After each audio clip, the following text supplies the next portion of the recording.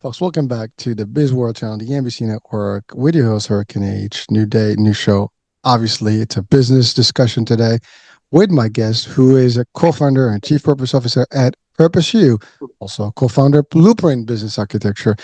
He co-wrote books. He's been on broadcast TV. I mean, he's remarkable. He's doing a lot of stuff, and he also can definitely, help us understand, how to operate and why should we choose ourselves in a way. And actually, that's kind of like brought from the book that he co-wrote. Why should I choose you?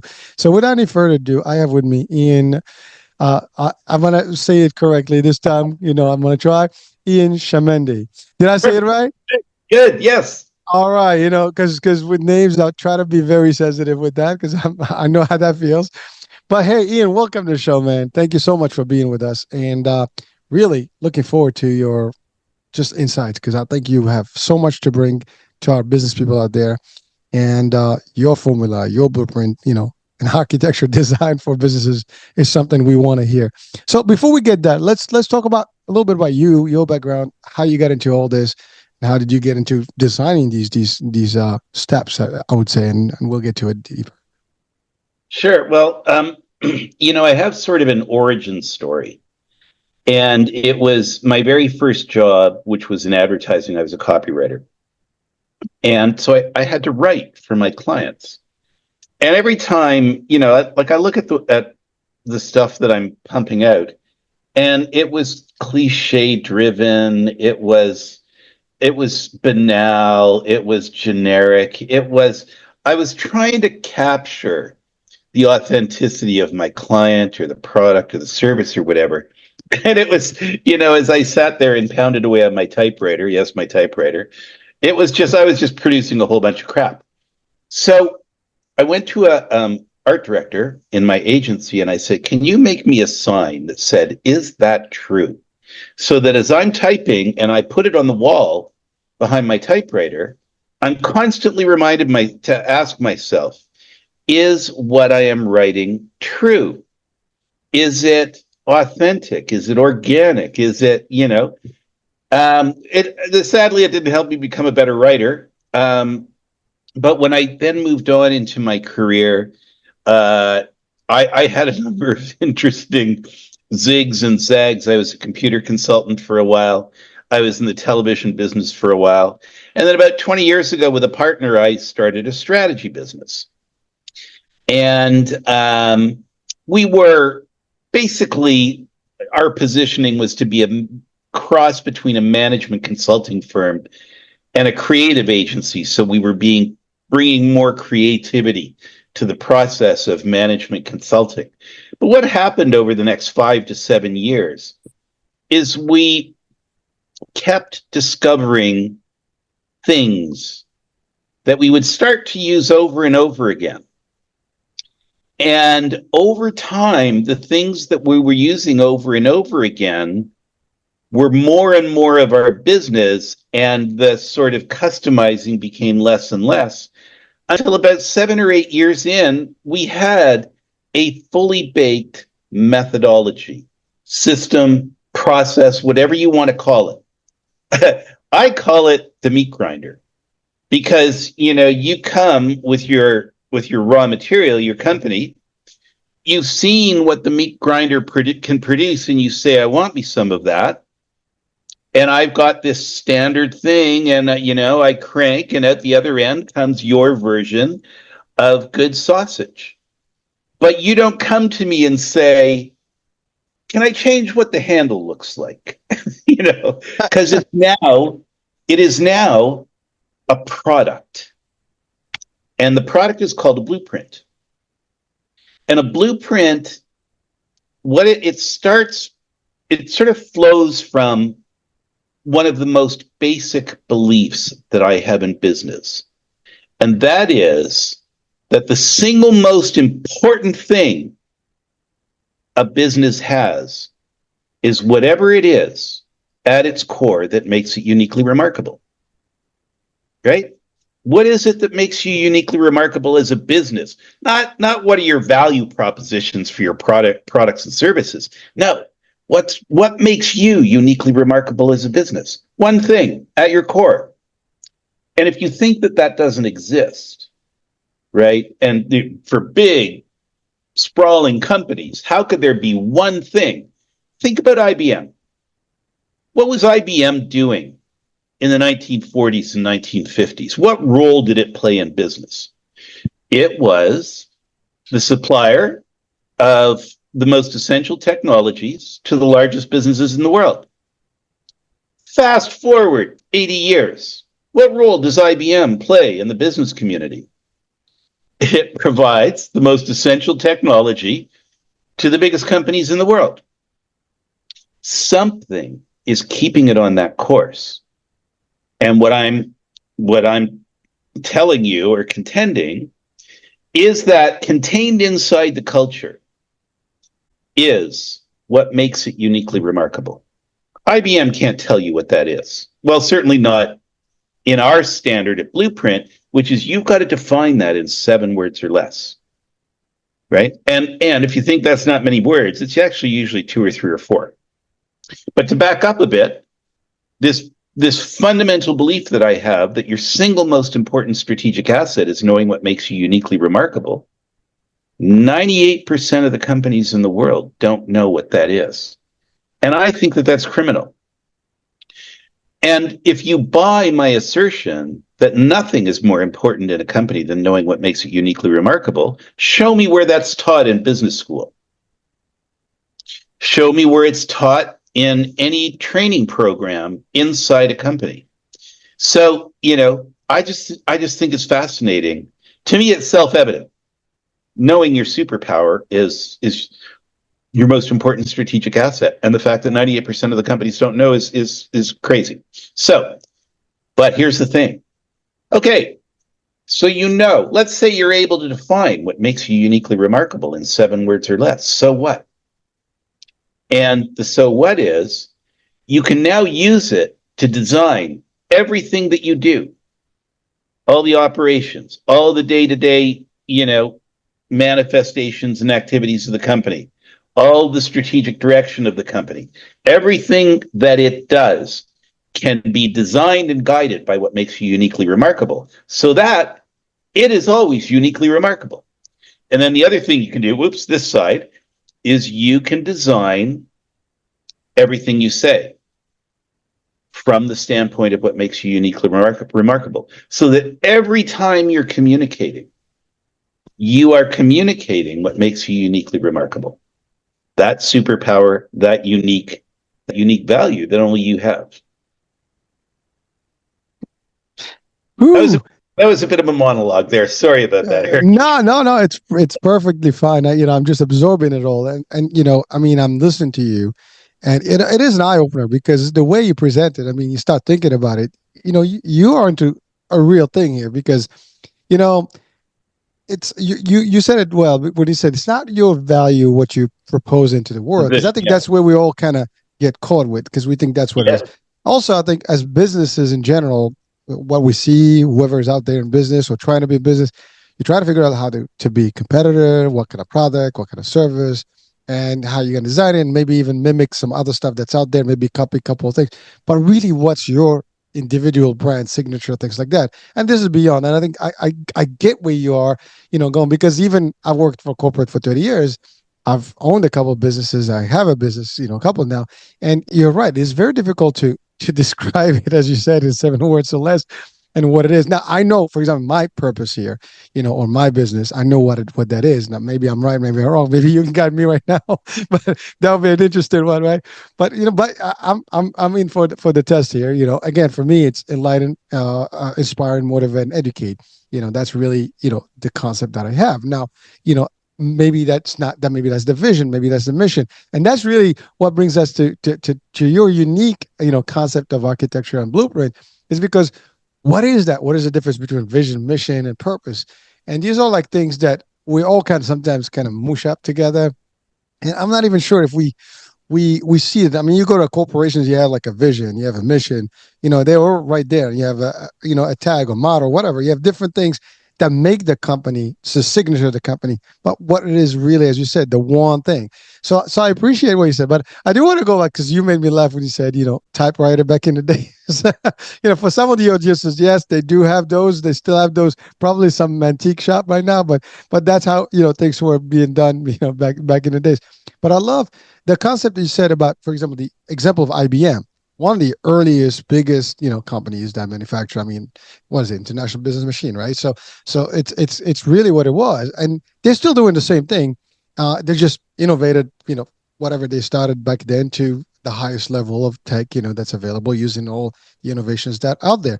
So it is a different, but their essence is the same. Maybe that's really, maybe a word that I can relate to, the essence of what you do and what is your, Right. purpose of whatever you created. So am I getting that correctly, or how am I doing? Yeah. So, the challenge, there's many challenges with mission, vision, and values. And I have a number of funny stories about them. But at the end of the Sure. day, I defy you to find me somebody who can tell you the difference between mission and vision. They're used interchangeably. Hmm. And then values, right? Like everybody talks about values. Oh, we've got our values. We've got our value lists. They're hanging in the in the wall in the lobby, and that's awesome. You got that checkbox. But here's the thing: there's about 15 words that is the master list of values for corporations, and companies choose 5 or 6 from that list, from the same list. And they're usually words like honesty and accountability and responsibility and these kinds of things. And the thing is, okay, I'm a new employee at your company, and you have a value that is honesty. How does that guide my behavior? Like, if I'm an honest person, how do I be more honest? And if I'm a dishonest person, I'm going to Would you ignore want me? you. you know. So here's the thing: the point of these things is to guide behavior. A mission, a vision, they're to guide behavior. And I this is a long time ago, but I was working with a client, this whole senior executive team, and he said, when are we gonna talk about our mission and vision? Or no, he just said, well, our mission statement. When are we going to talk about our mission statement? And I said, well, we hadn't planned on doing that, but what is your mission statement? And he said, I don't remember what it is, but we should work on it. And I said, well, just paraphrase it for me. And he said, no, I don't. I'm going to call my assistant. And I said, no, don't call your assistant. And I turned to his senior executive team and I said, can any of you tell me what your mission statement is? And they were all deer in the headlights, right? Oh, don't put me on the spot. But none of them knew. And I turned to the CEO and I said, I don't know how much time you spent on it, and I don't know how much money you spent on it. But if none of you know what it is, I can guarantee you there is not a single person in this organization who knows what it is. And therefore, the thing that you spent all that time and money on is not guiding anybody's behavior. What's the point? And so when Ken and I started this business, Ken was my business partner for about 17 years, and then sadly he died during COVID. But when we started this business, we started it as a strategy business. And that meant mission, vision, and values. And we said, and so we had to do one of two things: either train people in what mission, vision, and values really are, or just forget about them and do something different. And so this blueprint that we've created, it's got all of that stuff embedded in it. It's got the North Star embedded in it. We do this whole thing on beliefs, not values, and beliefs are far better than values as guiding principles. We figure out your methodology as a company. And this is another thing. If 98% of companies don't know what makes them uniquely remarkable, 99% of companies don't know that they have a methodology, right? General Motors has a methodology. It doesn't know what it is. Every company has a methodology. And that is what is actually at the root of your blueprint, because that is the substance of an organization. is the, that's the essential substance of an organization. How do you do what you do? What's your methodology? I'm listening to you, and you're like almost asking the question. Is it like talk about a deer in front of a car here? It's like I'm feeling the same feeling right now because you're right. Like you throw in these things, and you work in a corporation, and you think everybody's got these things lined up. But by the way, I've been in meetings as well where a lot of this stuff gets lost in translation, and it's all over the place, and some people buy into it, some people don't. I mean, I've even worked in a company where you were literally tested on the mission, statement. As the CEO walked by, he would ask you the question, like, "What's our mission statement?" And you're supposed to memorize it. But as you said, memorizing one thing and believing it, and and applying it in real life, was a Guiding behavior. exactly. It's like you said, behavior, and a lot of people behave almost the opposite of what a company's mission or vision or even values are, and that's why you have termination, you have this and the other one, you have disgruntled employees, you have issues in the workplace. We can talk about all that stuff that happens in the workplace, which is based on human factors. I mean, we obviously companies are conformed and formed of multiple unique individuals who kind of make it, and then you have all these clashes of the titans and so on and so on. It doesn't matter what hierarchies are, but that's usually what happens. And you give the best example, and I know you deal mostly with the decision makers and C-suite level type, where that's where it's all cooking at that boardroom. But really, at the end of the day, you're right. I mean, everybody's got this high expectation of these individuals because their abilities, their expertise and stuff, but they're still humans, and they think they got it. And you said it well, that you challenged even on air right now the idea of a business concept, a business school that has some of this stuff. And that's another thing. There are schools of thoughts out there. Different business schools have different I guess signatures, formulas, if you want to call them, even methodology, we would say, right? But they're all different, and that's that. In a way, there's beauty to that, right? Because we don't have one standard version of things. You can get from all these and extract whatever you want. What you did on the contrast is that you kind of built a fine blueprint that everybody kind of like, it's like that's the mold, and then you have different varieties of different things that you can put in, and then you give them based on what they're working on a particular unique, I would say, signature to them. And that's what I'm gathering from your blueprint. And by the way, everybody knows what a blueprint. Well, maybe not everybody, but I mean, I think we can understand what a blueprint is. I mean, if you're building a building, you go to the architect, you get your blueprints, and you submit them to your development or developer in the city and all the stuff. Get all the approvals, and you start working based on those architectural designs. That's your blueprint. We use it in business. We use it in actual true construction and stuff. But nothing unique that you haven't heard if you're watching or listening right now. But the concept in business, as you said, there is that formula.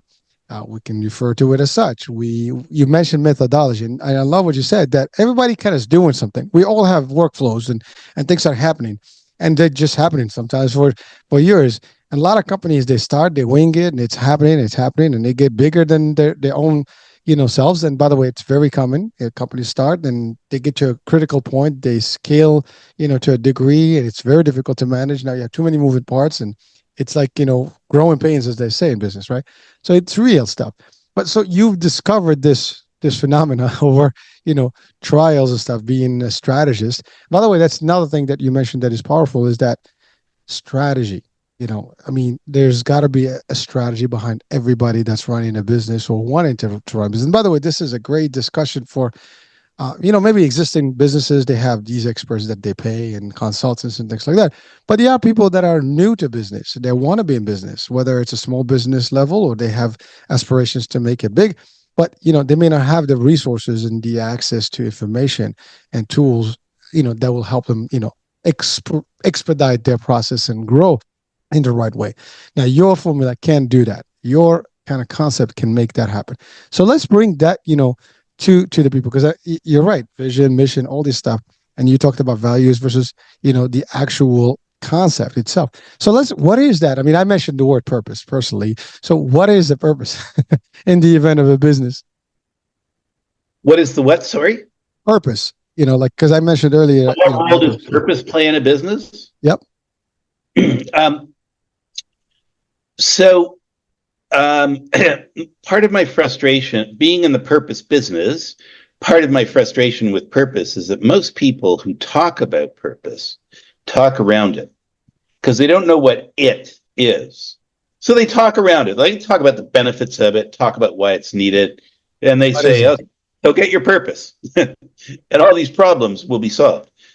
But they don't tell you what purpose is, or if they do, they tell you in very academic terms, and you listen to it and you go, "I don't even know where to start with that." So the guy that clarified everything for me was Pablo Picasso, the painter. And he has a very famous quote that says, "The meaning of life is to find your gift, and your purpose is to share it with the world." And so I just rephrased it to make it a little simpler. And I said, "Your purpose is to find your gift and share it with the world." And if you accept that definition, um, then your gift is just what I was talking about before. What makes you uniquely remarkable? What's your gift? What is it that makes you uniquely remarkable? So when I'm doing a blueprint with an organization and defining what makes them uniquely remarkable in 7 words or less, well, that's your gift. That's your purpose. Once you know your gift, now you can share it with the world. Maybe I can give you an example of a company. And so, because all this is so conceptual. I had breakfast with the CEO of a company. It was a retail shelving company, right? So Home Depot builds a box. They go in, they put up all the rack shelving, and then when they're done, the store is ready to open. And the CEO said to me, "I know there's a magic to my business, but every time I open my mouth to talk about it, it sounds so generic, so banal, so like anything anybody else could say." And I said, "John, it's because you don't know what business you're really in." And to his credit, Ooh, yeah, to his credit, he said, "You're right. I don't know what business I'm really in." Now, John knew he was in the business of, he played in the sandbox of retail shelving, but he didn't know what part of that sandbox he owned uniquely. So we did a blueprint. And now the way, just as a quick aside, a blueprint is the CEO and up to 3 key other decision makers in the organization. That's the draft team that puts the blueprint together in a series of Zoom facilitated discussions. So now this was done in person, because this was about 15 years ago. Anyway, we're in the blueprint, and where the conversation got interesting was when they talked about how they had been in business for 3 generations, right? Not 3 decades, but 3 generations. And because of that longevity, they had developed techniques and processes and systems and procedures that enabled them to get finished significantly faster. So you can imagine if they get a Home Depot done a month faster than a competitor, that means the store opens a month sooner, and that's a month of retail sales that the company was not anticipating. Found money, about $2 million a week at Home Depot, and that's real money in my world. So as we're having this conversation about getting finished faster, one of his VPs says as a joke, this was just a joke, he says, "You know, at our signs where it says opening soon, I want ours to say opening sooner." And I just went, "Oh my God, that's brilliant. That is absolutely brilliant." And that became the expression of what made this retail shelving company uniquely remarkable: opening sooner. And here's the magic in it. Um, if you're the VP of construction at Home Depot, right, there are 2 things that make your hair gray: staying on time, staying on budget. And when you have the supplier who is most important to keeping you on time, say to you, I'm not only going to beat your deadline, I'm going to beat it by so much that you generate revenue that the company didn't anticipate. The VP of Right. construction knows that when he or she hears the two words opening sooner, those two words trigger that whole thought process in their head. Oh my God, I don't have to worry about hitting my deadline. And the company's going to open sooner. Like, okay, tell me more. And now they're leaning in, right? And that is what a well crafted purpose statement or expression of what makes you uniquely remarkable does. It grabs the buyer by the emotion, by the heartstrings, and says, and they get emotionally engaged, and they go, "Whoa, I haven't heard this story before. Tell me more." And it was interesting because I just came full circle. I was at an event a week ago, and I ran into a guy I hadn't seen in about 20 years, and he's got a startup, and he told me about it, and I thought it was quite a clever idea. And he said, yeah, we're doing good. And it was like the tone of his voice. I said, what's going on? And he said, he said the same thing that the shelving company said. He said, this thing, like every company should have this, no question. And if I could only get them to see what I see, we'd be selling like that. But it's the same thing. And this is a symptom, right? This is a symptom of not knowing what makes you uniquely remarkable, is that when you get to the communications point, down the road, you get to the communications point and you're saying, here's why you should buy, or in the words of my book, why should I choose you, right? Um, it's just so generic and so banal. So That that's a symptom. If that's a problem that you're having, you got to go way back to the beginning and figure out that one thing that made you uniquely remarkable, that was in the little seedling when you started the company and has now germinated. that's pretty powerful because what you're talking about, like every company, and I think your statistics may be way on the money because when you say 98%, I think if people listen to this, in the corporations, and I'm talking about the blueprint level, as you designed them, as you described them, that'd be a question that could be on the table, and a lot of people may not even have the ability to answer it right away, and they'll have to figure it out. But at least it is a key element. And by the way, this is a question that in sales, in the world of sales, is the main important thing. If I can, why choose me? Exactly. In my Why choose? book, in Yeah, my go ahead. book, in my book, again, it's called "Why Should I Choose You?" Answering the single most important question in business in 7 words or less. In the appendix, we phoned about 100 companies, and just at the phone sales, phone customer service, whatever, and said, one of them was, I phoned 3 Lexus dealerships, and I made sure that they were all equal distance from me. And I phoned them up and I said, why should I choose you? And they all said the same thing. Where do you live? I said, I got 2 other dealerships that are just as close as you. So why should I choose you? And oh my God, they had no Crickets. answer. Well, so one guy, I got to give this guy credit.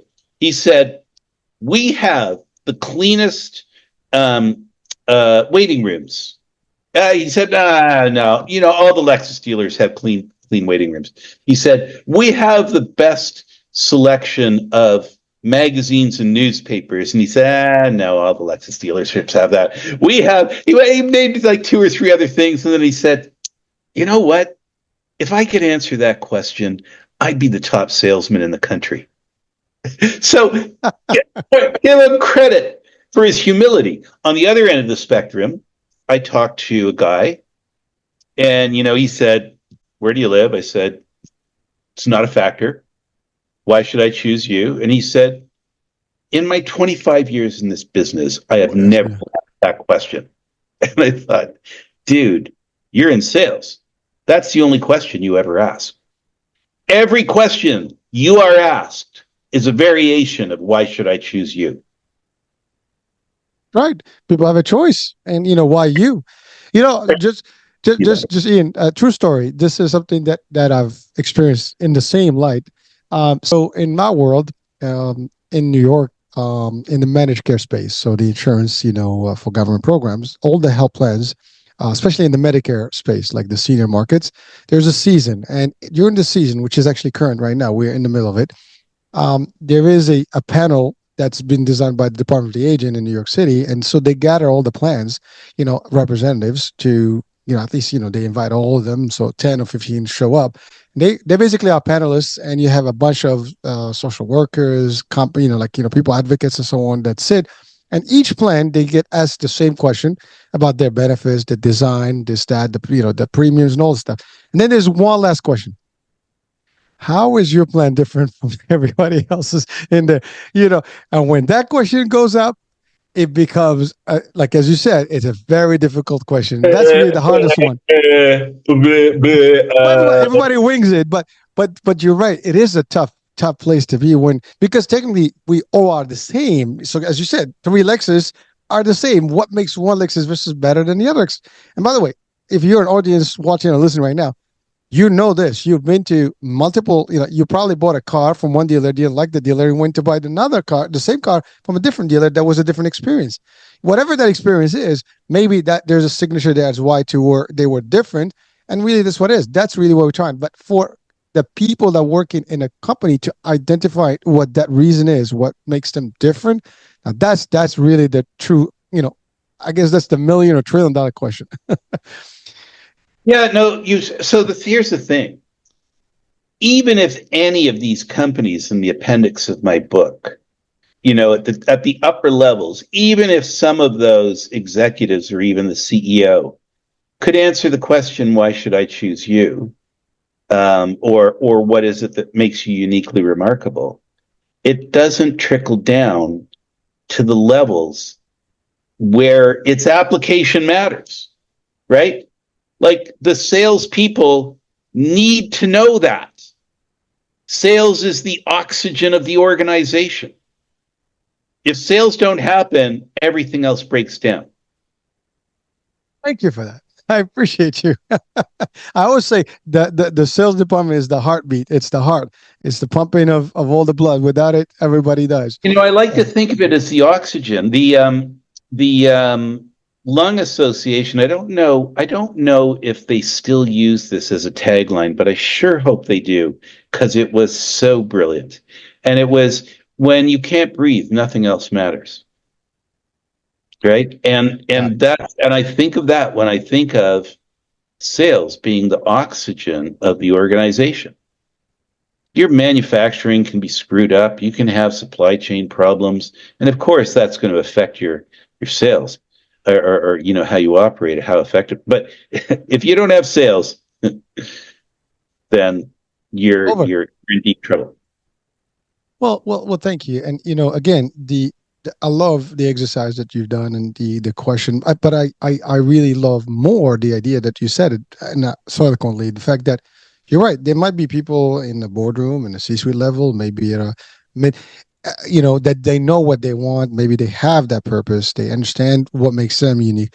But as you said, does anyone in the process, in the line of business that is, in front of customers, understand that? And by the way, I think if I just had a show the other day, we talked about similar stuff, that about call centers, when you call people and the service and how they are and so on and so forth. These people don't align to really what the mission. Like the mission says one thing, this is what we do, but then you call them, it's like completely the opposite of what really you expect from the company. Of And so course. that's a big problem. And we all, by the way, if you're watching and listening, folks, you probably have the same feeling that you call somewhere and you don't get what you expect from that same company. And and if you talk to the hierarchies, they're going to be like, pumping on, we thrive on this XYZ. But when you talk to an employee, they may not have that same feeling. Maybe they don't care about the company the way they should because they're being mistreated, being underpaid, whatever the case may be, or just basically nobody's training them. Because that's a big part, right? Everybody has to believe in the same formula. Everybody has to be on the same frequency in order for it to be, working. And by the way, I've experienced it as well, where I was head of sales, in a couple of places. And you're right. We're always constantly like, discussing these things. We want everybody to be aligned exactly to as to we are. If we say one thing, another department is saying something different, you know, and we've had these problems where like, your team is trained to say XYZ, and they have a separate training. And I always like was a champion, like, folks, if you're gonna, everybody else that touches on our members should have the same training, even though they're not salespeople. They should know what we know. They should know exactly how we do it, what's going on, what we do, our job, and so on and so forth, so they can answer correctly and have to be consistent with what we say. Because the minute someone says, "Oh, your agent said X, you're saying Y," I don't trust you. Now here goes your deal. Here goes your member retention or client retention. It's a problem. And that's a fact actually that I've experienced, and I've seen it, and I've fought it many times. And sometimes you fight, the current, because people don't like when you start, calling on their faults or their departments, faults. But it's real. But as you said, it comes from the top. If everybody is aligned, top bottom is all the same. There's no difference, because we all, I mean, it's like a same boat, right? If you put holes in the boat, it sinks. But if they're not aligned, that points to a huge problem in a completely different area, which is culture. And like purpose, culture is an area that nobody knows what the hell it is, right? So you ask a definition of culture and you will get a million different. It's the rules, it's the agreement, it's the processes, and then you get all the academic things as well. And at the end of the day, culture is I could never find a definition for it, so Ken and I came up with our own. And culture is how we cooperate in a business, how we cooperate. And it may sound too simplistic, but if you think about the underpinnings of cooperation, how groups of people interact in a very positive way so that 1 and 1 equals 3. That kind of cooperation. There is so much going on under the hood there that is so complex. But it's all sort of captured in the word cooperation. And then how this relates to purpose is that if purpose is that one thing that makes you uniquely remarkable at your core, culture is the social extension of that. So, if culture is how we cooperate, it's like, okay, so how do we cooperate? Well, let's start with what makes us uniquely remarkable as an organization and figure it out from there. We're going to use this as the filter to design the culture that is, in the words of Peter Drucker, culture eats strategy for breakfast. Well, design a culture that, and that's so true. Design a culture that doesn't just not eat your strategy, but that actually elevates it.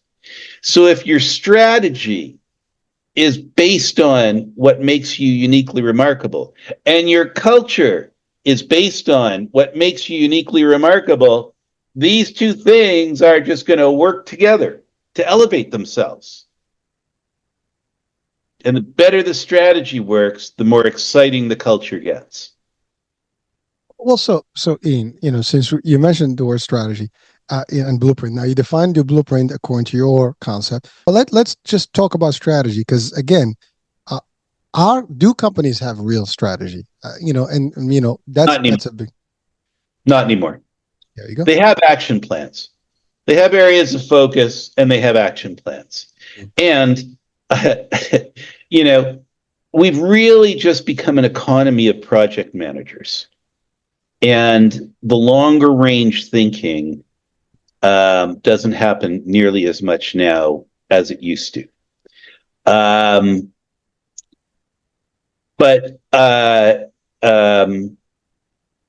So strategy, I still consider myself a strategist. And this is just my flavor of strategy, right? You start with what makes you uniquely remarkable and you work out from there. Well, again, give me some alternatives as a starting point. Right? And the thing is, whatever that is that makes you uniquely remarkable is baked in from day one. And here's why. I'm going to say another outrageous thing. Every company was started for the same reason. Every single company was started because one or more people said, I can do this better. And they have whatever that better is, that's in their head. And they set out, like I told you, my buddy I talked to last week, he had this great idea in his head. And he's got the money to build a company around it. And now he doesn't know what it is, so he can't tell people it's magic. I went off track there. I was talking about. Oh no, it's all good. You were talking about strategy, but you have your own flavor of strategy, as you said, and the companies. Right. Yeah, the Yeah, companies. yeah. Start with what makes you uniquely remarkable, and work out from there. Oh, I remember. I asked you the rhetorical question. Where else would you start from? Like, where else is there to start from, other than throw spaghetti against the wall and see what works? But that some people will call that strategy, although it's a butchered That's one. strategy. If they call that strategy, they don't know what that is. That is anti-strategy. That is the opposite of strategy. I agree with you. I'm just saying some will say like my strategy is just to figure out a few things to see what sticks and let me work from there. That's not a strategy. But I agree with you. I'm just saying that is a rationalization for not knowing what the heck you're doing. Ooh. but thank you for clarifying that.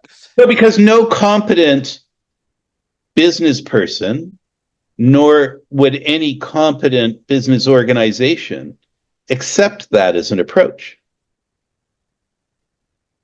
I'm surprised. I've kind of seen some of that stuff happening in my experiences, and it's frustrating. I said competent. Okay, you word me. I like that. Well, yeah, lots of irresponsible companies, irresponsibly run, irresponsibly managed. But I have to say, Ian, is unfortunately, so there's a couple of things of companies, right? There's a couple of ways to define companies. You have companies that are created by an individual or individuals with a core mission or a core something that they want to establish in this world, whatever that is, right? They have an idea and they want to make a difference and they have this great opportunity and they build a business around. So some continue with those things and they flourish and they build strategy around these things. They have not only a master plan, but they have action strategies, tactics, all the whole thing. And they build the right culture, as you said, that matches the purpose, the value, all that. But then in the middle of that course, maybe there's a retirement, there's someone that passes on. And then now you have people that are being appointed into that same company, but they don't have the same stake, into that company. They're basically just given a title to run that stuff, or they come in without even understanding what that business is.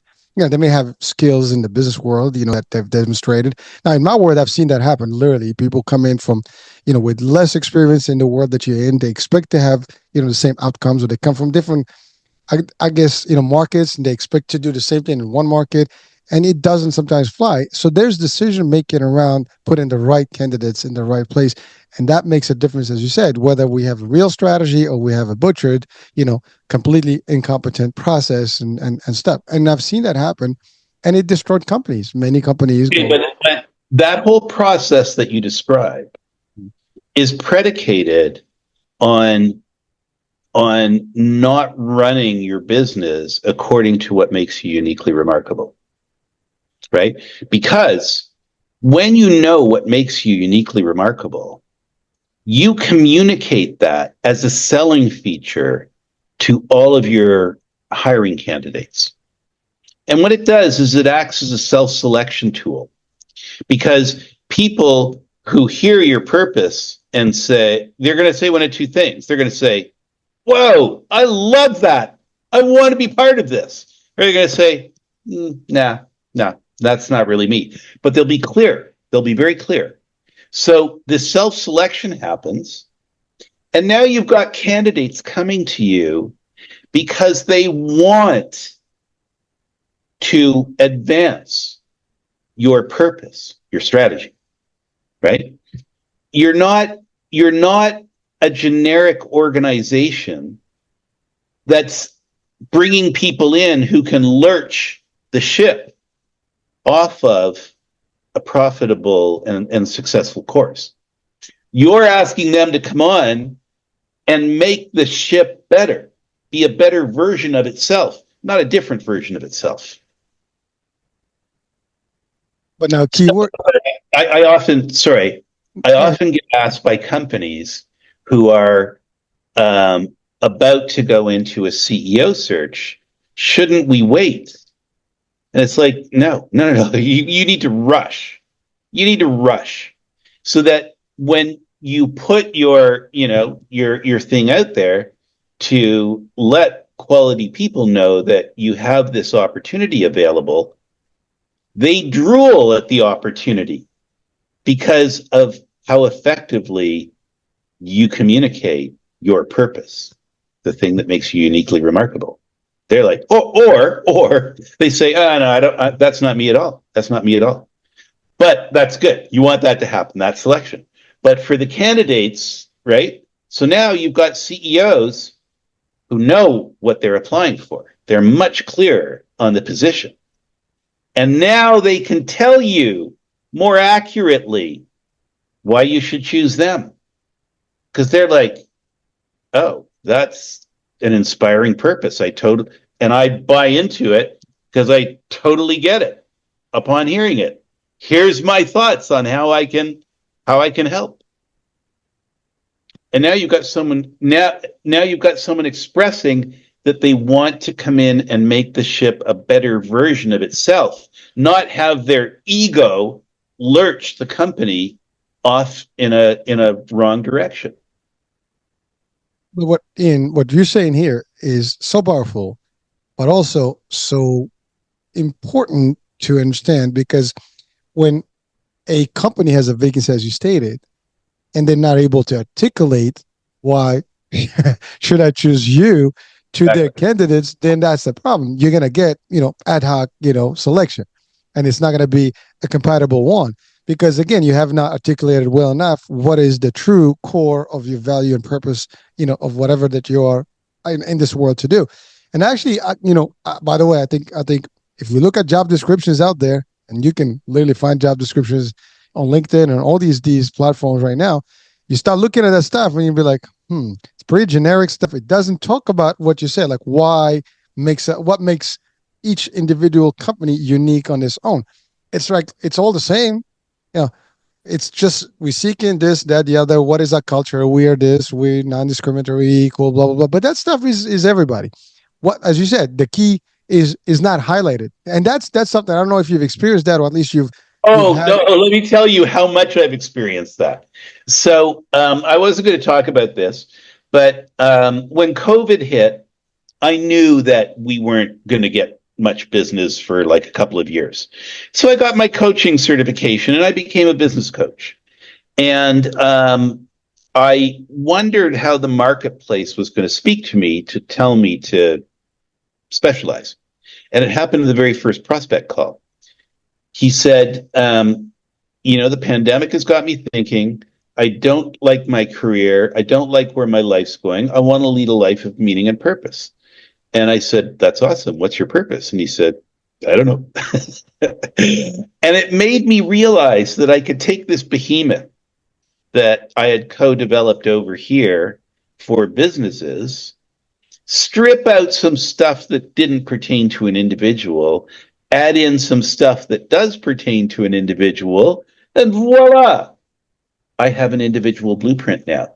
Hurricane, you define what makes you as a human being uniquely remarkable in 7 words or less, and then use that to design a life of meaning and purpose.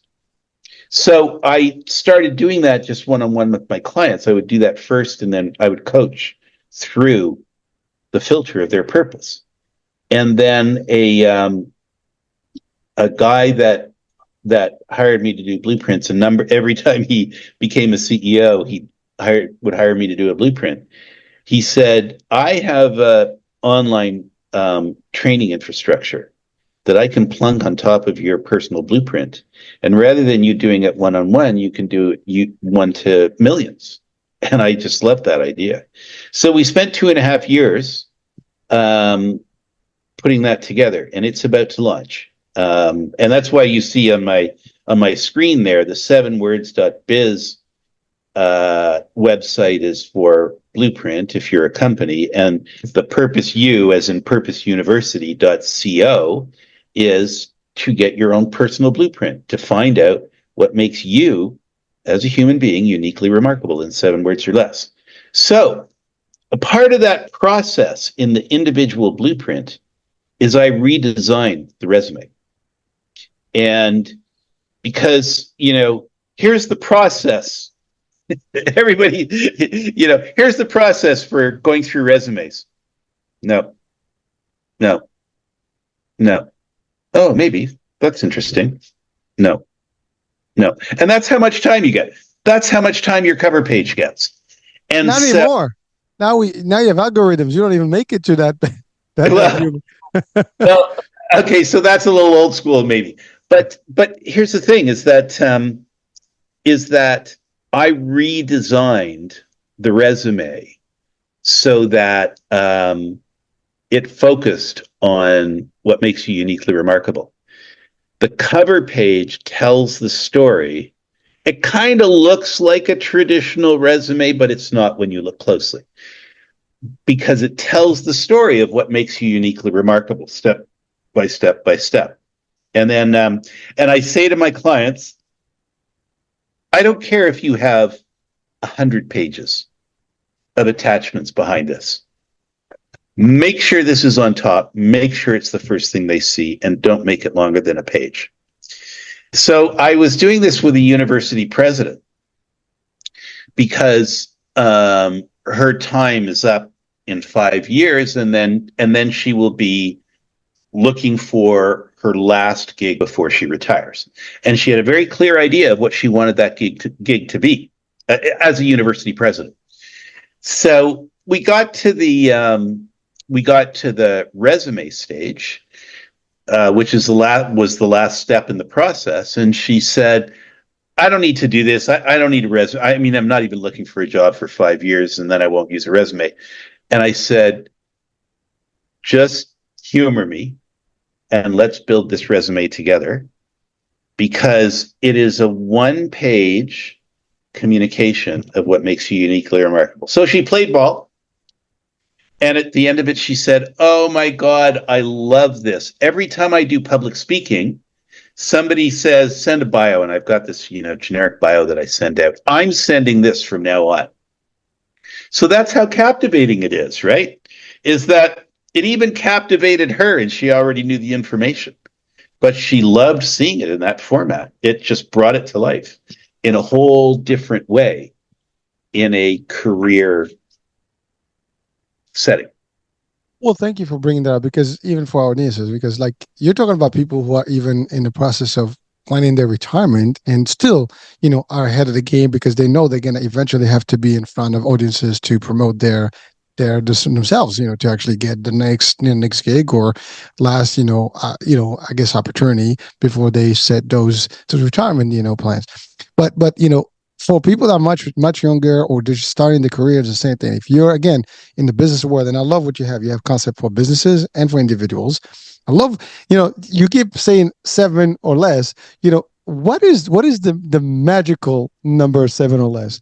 I mean, I think I get it, but Oh, just it's for the our three. audience. It's what I call the 3 easies. It's easy to remember. Sorry, it's easy to understand. And because it's easy to understand, it's easy to remember.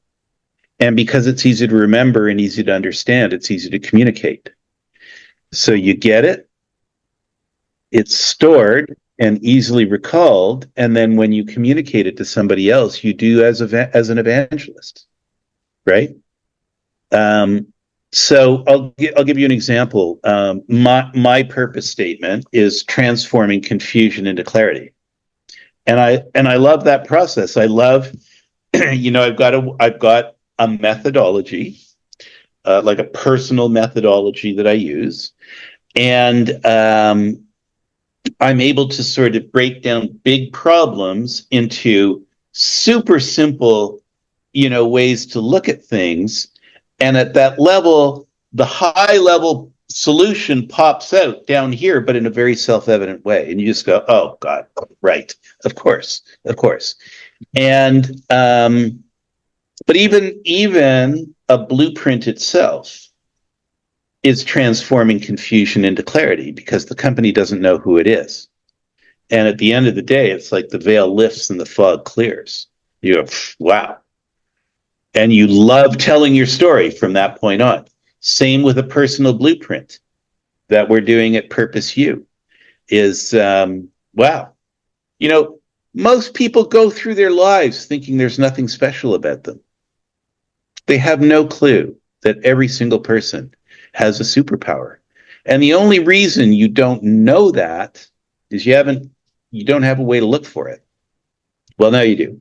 If you go to Purpose U, we take you on a step-by-step process to work through how you figure out what it is that makes you uniquely remarkable and how to do it in 7 words or less. And you have, as you walk through this course, you've got 2 things holding your hand. You've got me, on all the videos and the Zoom meetings and all that sort of thing. And you have an AI assistant that we call Wordsmith. And Wordsmith helps you find the right words. Every step of the way, it's there. Just click of the button. Help me out, Wordsmith, and boom, it's there. I'm very, intrigued the idea that you've even gone into the AI world, in the concept, because that's pretty fairly new. A lot of people haven't adapted to it. You already got into the mix of that, and I can see it, and it's applicable. It makes a big difference. It's a tool that can help tremendously in a rapid way. I love what you said earlier about systems. Unfortunately, people don't create systems and processes, in a certain way. And as you said, they just wing things, and maybe not strategy. You just figure out things as they go. It doesn't work that way. You have to have that. I love the concept of having something, a methodology that you've designed. Even the concept that you said, that the blueprint, and you referred to blueprint as like the CEO and 3 more senior people. Now, I do have a question about that. What if you're in a company and you discover there is not enough candidates that can fill in the blanks in that blueprint of yours, because maybe there's people in the roles, but they're not really ready to be part of the blueprint. Is that something that you've encountered? No, that's never an issue. No, we have a conversation. The CEOs. This is always the CEO's project, right? So it's always the CEO that we're talking with to map this out, and the CEO always asks who should, what's the criteria for people who should be on the draft team, and we have criteria for that. So that's never an issue. It's never an issue. So I'm glad to hear that, at least for our businesses out there. So it is really on the CEO to determine who are the top players that are going to be in that blueprint and be part of that, core team. What's the criteria that we give them? Yeah. Now, for businesses, how long does it take to get all this stuff together for them? Like, to give them a blueprint and make them ready and see what their true purpose is. 10 sessions of 2 hours each on Zoom. And we do them, we can do them one of 2 ways. We can do them a week apart, or we can do, if you want a more accelerated, we can do twice a week, as long as there's some time between the 2-hour sessions to do Monday, Thursday, or Tuesday, Thursday, or Tuesday, Friday, something like that. The reason being, if you do them more than a week apart, you lose the thread of the conversation. And if you compress them too much, we actually give the draft team, homework after every one. Now, don't worry. The homework is, think about this, think about that, think about the other thing. As you go in, as you're doing the realities of your day-to-day business, this concept that is so interesting that we're talking about, see how it applies, where it applies, what it doesn't, and then come back with your feedback. That's the kind of homework, right? So you need time for that percolation between sessions. So if we do it once a week, or we do a Monday, Thursday, let's say, the next session always starts further ahead than the last one ended because people are percolating in between. And that's an important part of the session. And will be the same for individuals or same time frame, frequency sessions, all that, or it's a little So this is a course that you do online. And how long does it take to do the course? I think that you can do it comfortably in 6 hours. Like if you wanted to, carve out Saturday afternoon and just do it, you'd be working pretty intensively. I think if you took it less than 6 hours, you would be rushing, which I would not recommend because I think you're missing stuff along the way. And then, uh, it doesn't have to take much longer than 6 hours. it's kind of like a self-assessment of based on the criteria, and you kind of build to it, and you guys figure out based on those responses. It's like doing the disc kind of concept of personalities and all that. Is that similar? In just to bring it closer to individuals. It's not a personality assessment. It is a way to reveal your beliefs, wants, and talents. And those three things are the components of purpose. So if you can figure out your beliefs, wants, and talents, and let's say you've got 3 columns and you've got, I don't know, 3 to 5 things in each column, let's say, then the challenge is to say, what are the words in 7 words or less that sum all of this up? Right? What's the common thread that runs through my beliefs, wants, and talents that brings them to life? That's your purpose. That's the one thing that makes you uniquely remarkable. But the components of what makes you uniquely remarkable are your beliefs, wants, and talents. Intense stuff. But I think anybody watching or listening, this is as real as it gets, because I think we all owe it to ourselves to define those things for ourselves, and and especially if we're going to business, not only we want to identify who we are and what our talents are, because that also can affect how we run a business and so on and so forth. Because oftentimes, I'm sure those things align. I mean, a CEO's personality and personal purpose, or who they are, is going to affect how they're going to run whatever business and build the strategy around it and create that focus and all that. So it's a very intriguing, proposition. Now you've done this for a few years. You're working on this. All the stuff is ready. Um, we are coming to the end of the show, and I listen. We can spend another hour easily here, but you've defined what the programs look like and so on and so forth. And I guess they can just go to those websites that I'm looking at, and Yeah. people can actually just connect there.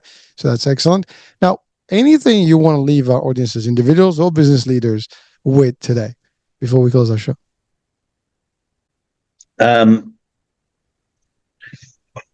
I got. I'm in Toronto, in Canada, and there is a golf club way out in the west end of the city called the Mississauga Golf and Country Club, and it's one of the most exclusive clubs in Toronto. And so I'm sitting in front of their board pitching them, and they're all KPMG and Boston and McKinsey and Price Waterhouse. And the chair says to me, what is it that appeals to you about getting our business? Is it that, if you do a good job with us, you can go out and you can pitch other clubs? And I was quite taken aback. I said, no, not at all. No, it's how we change you. It's how you feel fundamentally changed at the end of this process, because you have an awareness of the value of this horse you're riding that is so much greater than it ever was before. It's like the veil lifts and the fog clears, and you feel so light because now you know what to say. And now your salespeople know what to say. And now your accounting people, when they're at home talking to their neighbors or at parties and are talking about your business, they know what to say, right? That is such an exciting feeling. And to here's advice I always give my clients. Once you know your blueprint and once you've integrated it into your marketing and sales process, always pitch first. Always pitch first. Because everybody who goes behind you is going to have a generic pitch. And what you can say is, everybody who comes after us is going to tell you these 3 things or these 5 things. They are important, no question about it, but they're cost of entry. Here's what's really important. Opening sooner is what's really important. And then when your competitors come in and pitch and they say, we do these 3 things, that client is sitting there going, well, that's exactly what Ian said they were going to say, and it's just cost of entry. You got anything else to tell us? No? Okay, next. So it's just and I go back to I'll shut up now. But my friend who I bumped into last week, he is so frustrated. He knows he is sitting on a gold mine, and he cannot express what that gold mine is. And that's the only thing that's stopping him from having a hockey stick for revenue. Sure, he will once he discovers it. But you know, again, at least he's aware, and then and being that he's in touch with you now, this is going to be a lot easier for him, you know, to really navigate this. And you're right, a lot of people have great stuff that's cooking. They have to be able to extract it, make it very easily, as you said, remember it, and be able to communicate it. So if you can get that, that's like everything is done. And I love what you said about, and this is for our audiences, always pitch first. You know, the first person that does anything is ahead of the game no matter what. And you're right. You know, it's very easy to undermine the other ones because what are they gonna do more? Especially if you have the core and you know exactly what you're bringing to them. As you said, opening sooner, that's a wrap. I mean, there's nothing you can do. We can't have opening the soonest. I mean, if you know what I mean, it's like it's not gonna work that way, right? So listening, it's great to have you on. I mean, this was great insights in terms of our corporate leadership, you know, and even business ownership, and anyone who wants to be there. But also, you know, it affects the individual person because corporations are still individuals that are running the show, right? So Right. if we it's all about our human factor, understanding, you know, what our purpose is and so on and so forth, and be able to design our things, you know, in a way that is formal and very easy to dissect, to share, to train, and to have other people, you know, I guess repeat comfortably with belief. It changes the dynamics, and that's really what it is. So thank you so much for the work that you're doing. Now you have a book too, right? The one that you co-wrote, you know, and that's available on Amazon. Why should I choose you? Why should I choose you? You know, imagine I just can imagine an elevator, you know, pitch kind of concept like, so why you? By the way, that's an interview in interviews all the time that we all get. You know, if you're interviewing or being interviewed, it's like, well, why you? I mean, there's hundreds of candidates that are competing against the role. Why should I take you as opposed to the others? Whether you're CEO, entry level, it doesn't matter. Some of that question. I mean, my son is looking for a job, and that's a question he was being asked last week. So it's amazing. It's not. It's like the base. Purpose. If you know your purpose, you can give a high substance response to that question in under 60 seconds. All right. Well, there you have it, folks. You know, let's find our purpose at Purpose U that CEO, right? That's the site. That's for individuals, yep. Or you can do 7words.biz, you know, one way or the other. And or can reach out straight, you know, to Ian and, you know, work with him, and hopefully, you know, you'll get that going. So that's it. We're wrapping the show today. Ian, thank you so much for being with us. Thank you, Herc. My pleasure, man. And that's it, folks. So we'll be talking soon. New day, new show, new topic. Thank you for watching. Bye for now.